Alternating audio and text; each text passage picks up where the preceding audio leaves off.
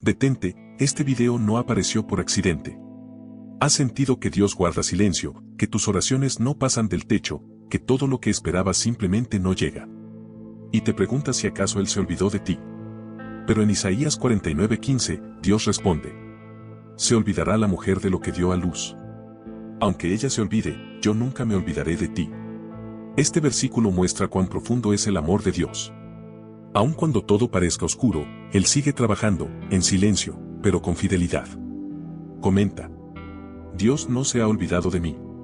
Si esta palabra te habla justo en el momento en que más lo necesitabas. Y deja tu like si alguna vez sentiste que Él te sostuvo en medio del silencio. Dios no se ha olvidado de tu nombre, de tus lágrimas ni de tus sueños. Él no llega tarde, llega en el momento perfecto. Aunque ahora no lo veas, Él sigue escribiendo tu historia con amor.